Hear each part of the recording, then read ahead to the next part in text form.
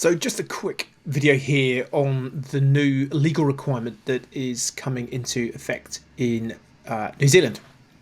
So at the high level, this legal requirement is about you updating your highest level of corporate governing documents, which is typically going to be a constitution.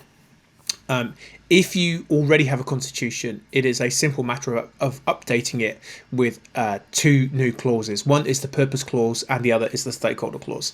And the purpose clause essentially states that, whilst aiming to make a profit, this company will be pursuing some form of higher purpose. And the stakeholder clause essentially states that whilst dispensing their duties as owners, officers, shareholders or directors of this organisation, we will at all times consider the impact of our operations on our stakeholders, which includes workers, community, the planet, so on and so forth. This, I guess the legal requirement is, we're getting close to having something similar to this across many jurisdictions. So in the UK now, the Companies Act has been updated so that their Companies Act now states that shareholders, directors, owners, officers, etc. of this company may consider the impact of their operations on their stakeholders. We also have in New Zealand Dr. Duncan Webb, who's the local Labour MP in Christchurch. He has got a private members bill looking to update the Companies Act to also reflect that change of language. So legislation is already changing around the world, and it's not going to be too far away, I don't think, before actually it moves from being a may to a must in terms of wider legal recognition and changes into directors and owners. Responsibilities for organisations. B Corp is just ahead of that curve because that's what we're all about. We're about being better businesses and leading the way when it comes to doing the right thing. So why then is this legal requirement, I guess, an important thing? Like I say, at the high level and capturing the zeitgeist a little bit, it's about transitioning for-profit organisations to be truly stakeholder governance led. And what that means is considering the impact of the operations of your organisation on more than just making money, because that's kind of part of the problem as to what's ended up with us having some social and environmental challenges that we're trying to fix now. So that's probably the main part of it. The second part of it is for you as a CEO, leader or owner of a business or board member, for you to be able to really bake in the B Corp into the organisation. Quite often, B Corp certification is led by the senior leadership team of the day. When that leadership team moves on, or if there's a change at the CEO level, it has happened in the past with some companies. Etsy would be an example of this, where the new CEO comes in and is like, I just don't really care about this B Corp stuff, so we're not going to do that anymore. So by baking it into the constitution of the company, it makes it harder for a change of leadership to get rid of or stop the B Corp. So it's baking the B Corp into the organisation.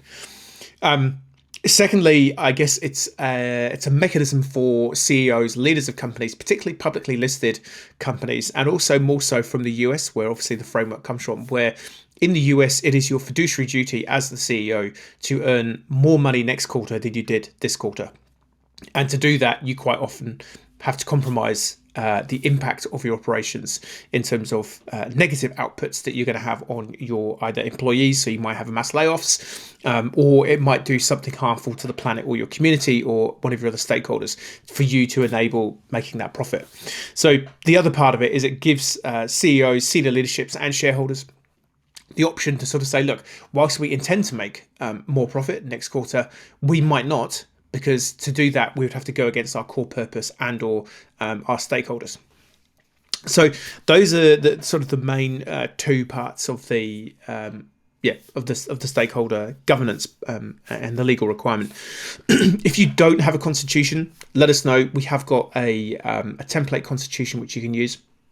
Because essentially, if you don't have a constitution, your business is just governed by the Companies Act of 1993, I think it is.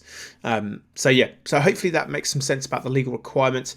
If you've got any questions, follow-up questions, or you need me or one of the team to come and have a chat to you or your board to just allay any fears around this. I mean, typically the big concern people have is, well, what's the risk now of updating our constitution or having this new, adopting this new legal requirement?